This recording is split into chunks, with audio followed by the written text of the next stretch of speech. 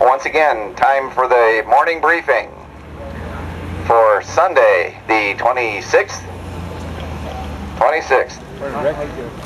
My name is Gordon Martin. I'm the Plan Section Chief for Team 3. I'd like to welcome you all here. Start with the usual reminder, make sure your radios, cell phones are turned off, muted, and keep your side conversations down, and we'll get you in and out of here in short order. We'll start with an update of the current situation from Night Ops, Steve Ryberg. Good morning. Well, I'll start off where we had a good evening, and that's over in Charlie. That all held good. Also in Delta, no issues that we could find in there, so the creek itself held. Coming up on Division Echo, we didn't have anybody up there, and there were some problems up there yesterday evening, and those problems are most likely still there for you for the day shift. Over in W, again, we didn't have anybody out in there. Y, we did have some people in that area, and that all seemed to be doing well. Division Alpha, we didn't have anybody there. It's just the people that are spiking out there. And then we come over to Division Bravo and Branch 1 area, and that's where the issues were yesterday evening when we came out there. There was several spots outside the original line that was way up here. We have inserted some crews in here, and they're trying to work up the south side, but I don't think they're getting all it's more spots than continuous fire there. It's spots, so they're working some of the spots. It'll give you some maybe time to do other things today before things get active on you.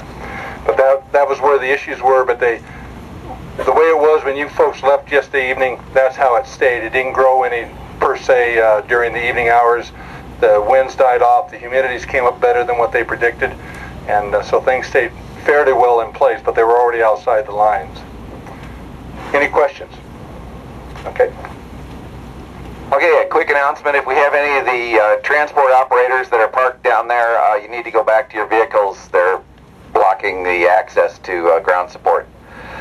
If you open up your IEP, the first page behind the cover, you'll find the incident objectives.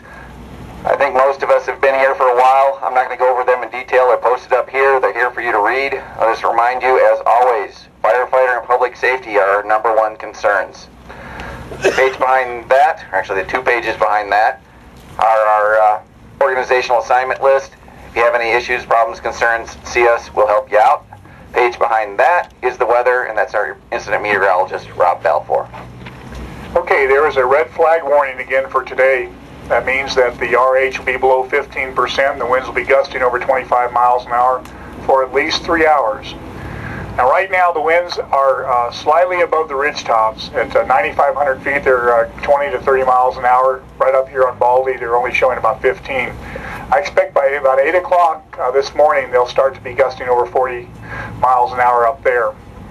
Those winds will start coming down the valleys, but they probably won't hit until about noon. So you've got a little bit of a window before the winds start hitting. I want to make a couple of pen and ink changes to your weather forecast. So if you haven't turned there, please do. Okay, we do have the cold front coming through today, but the temperatures will get a little warmer than I had predicted, and that's also going to lower the humidity. So instead of 75 to 65, make that 77 to 67. And the RHs make that 12 to 18 instead of 15 to 25. And you want to make those changes on your 204s also, because we do have the weather incorporated there. Okay, so again, the cold front's moving across the area.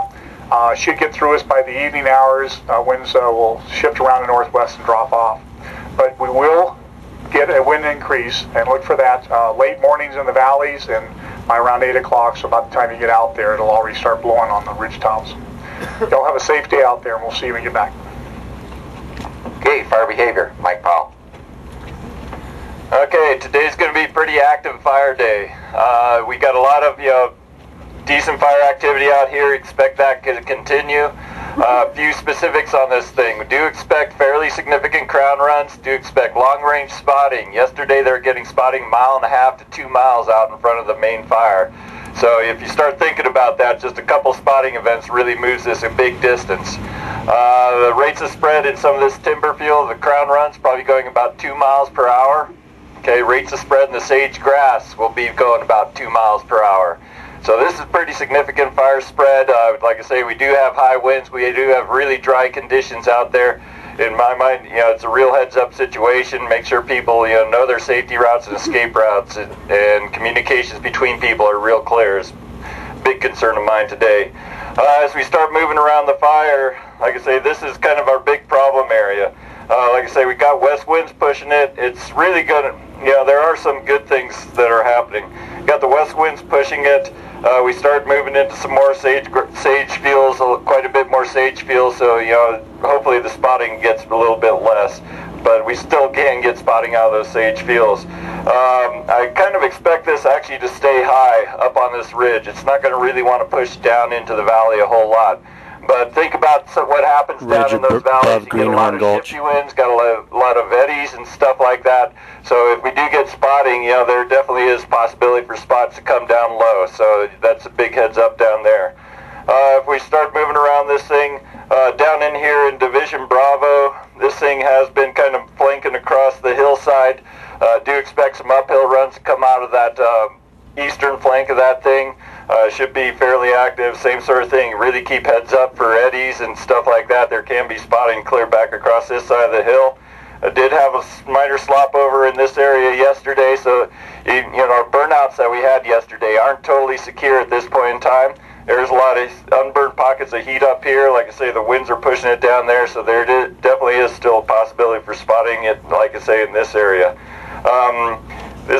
This stuff that is down here, I also do expect that to really want to kind of stay up high, but it may be pushing towards the Bald Mountain area. Okay. As we start moving around over towards this east side, things are looking pretty good, but there are a lot of unburned pockets of fuel that are continuing to burn out. Like I say, you start thinking about 2 mile spotting, puts it across the highway. If we do get spots out there in the sage grass, expect those to be about 300 acres within an hour. Okay, so the things to get going, it's going to be going big time. Up here up on Fox Creek, this is looking good. IR actually did show a slop over in this upper elevations, pretty much along the entire creek edge. So that stuff up there is more in the timber stuff. Looks like it's ridged out and kind of hopefully kind of slowing down up there. But the winds, like I say, will be trying to push it downstream there. So there's some heads-up situation down there. Like I say, if it is in the timber, chance for it torching and spotting downstream are fairly reasonable. This piece over here, still more problem areas. Like I say, it's pretty much uphill to Coyote Yurt. I think it's, kind of ridged out on some minor ridges there. But it's just a matter of time. Suppression out there is real difficult with all the group torching that we've been having. Yesterday is pretty much backing downhill, but like I say, expect this thing to try to flank out that direction. Flanks out down to the south, I'm not totally sure we're that worried about it, but it'd be nice to be able to deal with that. This was actually looking pretty decent yesterday. This other south side down to the bottom does look pretty decent. But big heads up today, big time fire activity expected. Okay, safety. Bob Moore. Good morning. How's everybody? Excellent. Good. Glad to hear that. Today has the opportunity to be a big day, and there's a couple of things that we really want to bring up. Situational awareness, knowing where the fire is, knowing what's going on around you. Really be heads up. You just heard what the fire behavior said, what weather said. We're there. This has an opportunity to really be big time. So we really got to be heads up and keep track of where your folks are. Accountability is a huge thing, particularly if we happen to get into a running firefight. Just want to know where everybody is, don't want anybody to get separated. And as you look over there, there's a fleet of dozers. John ordered up a bunch of dozers last night. Those of you who are going to be working around the dozers, I'm sure you already know what the precautions are that you need to take. Let's be real heads up on that and not get down below a dozer and have something roll on you. And as the dozer line's been constructed and you're out there in other areas, make sure you know where your safety zones are. The dozers will make them as they go along the line because they're cutting in direct line. But you guys, make sure you know where your safety zones are, how to get to them. And supervisors, make sure they're big enough for all your folks to get into safely or have a good exit out of the fire area onto the highway or a good safe road. Everybody have a good shift. Thank you.